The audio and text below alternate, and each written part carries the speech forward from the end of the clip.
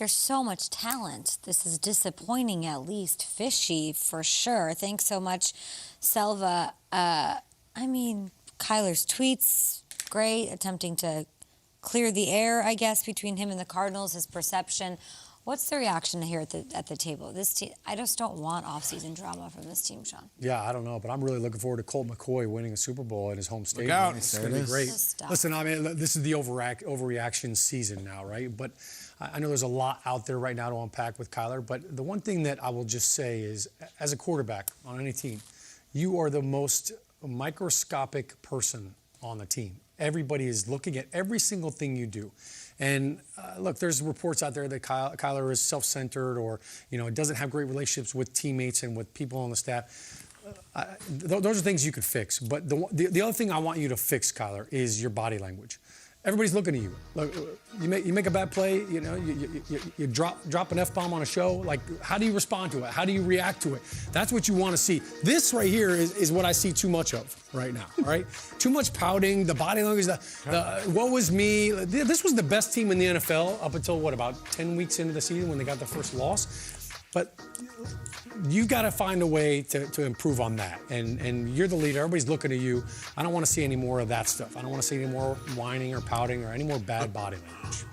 Well, I believe the Cardinals, when they say their opinion hasn't changed, they were exasperated before and they're exasperated now. The problem is that what we're reading at the bottom of the screen there, all this nonsense is not what I'm about. Like, don't give me the Babe in the Woods routine, Kyler. Like, Babe in the Woods. You scrubbed your social media. You know what that means. Yeah. That is throwing a rock in a pond and say, why in the ripples happen? You did it. So own it. You did it. That's what prompted that Chris Mortensen report that's out there. That's what prompted the statement from the Cardinals. You started it. So if you have a problem, then you have a problem. You know what is hard right now for us and people do what we do? Talking about this topic right now. I'll tell you why.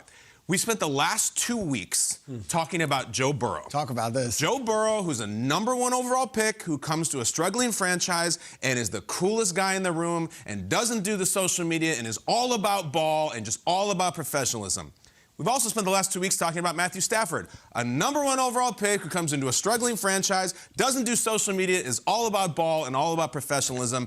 And then just this. So it's a jarring contrast from two winners who keep their mouths shut. And the problem is, Kyler is more talented than both those guys. He is the most talented of all of them.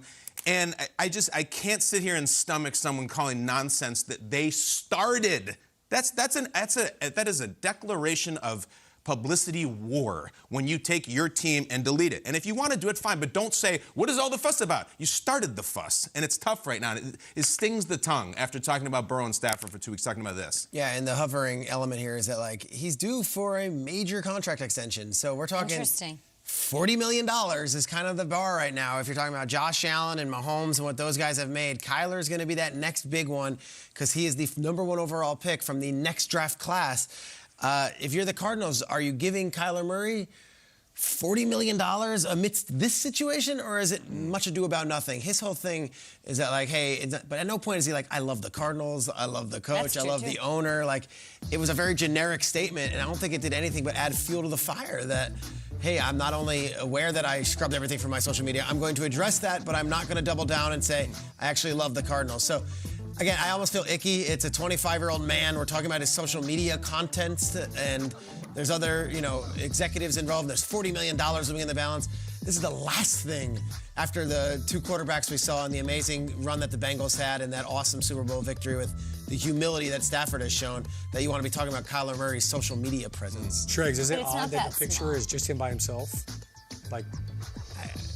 I don't want to go into it all. But there is something here, right? So there's because the first thing, I love this team, right? And I like the talent on this. This kid is so freaking talented. Let's go. This is. It would be disappointing to us all if they can't work it out and make it work. It's a waste of talent in the National Football League, which I think is what bums me out the most about it. But it's whenever I see stories like this and they start, I always try to just throw water on them. It's not a big deal. Everyone's overreacting. Let's not talk about his solo photo as his avatar or whatever. Tomorrow. But there's something here, and it goes beyond rants and scrubbing. It's just there's an inexplicable football-y thing that happened in that playoff loss to the Rams. It was a lifeless, could not get up, no juice, soulless performance. And because it's inexplicable from an X's and O standpoint, Triggs, that's how I know that there's something going on here. I don't know what it is. I haven't talked to either side. There's something in the energy that was so absurdly bizarre and uncharacteristic for a competitive team. And outside of that, it's just really disheartening to hear this kind of stuff. It was the worst playoff clunker I think we've ever seen from a quarterback in his playoff debut, and especially a guy like that who that game was like they were playing the Rams. Now in hindsight, the Rams won Super Bowl, but that game a lot of people are picking the Cardinals because the Cardinals were playing better football. Yeah. Usually I would see this and be like, but it's after that game where I'm like left with my head scratching, like, how did this happen? Is there anything? I know there's something divisive and not unsavory going on. Like if we had a photo of him and Cliff together, or him and Keim, the GM, together, would that help? Yeah. I feel like. Or with a teammate, or something. Peter, do you think there's any meat on that baseball bone? It's a sexy topic, and people say he's got options and everything. He's also got like the video game option, and someone's only as loyal as their options. I actually do think there is. Yeah. And that's why there's so much smoke with him, because there are other things he can do, and including the video games. He loves that face clan. I know, but that's like an individual thing. Talking about him wanting to be like a solo guy, like that, isn't that? I mean, obviously you're part of a FaZe clan, which is a group of people, but baseball team sport too, right? Absolutely. Oakland A's.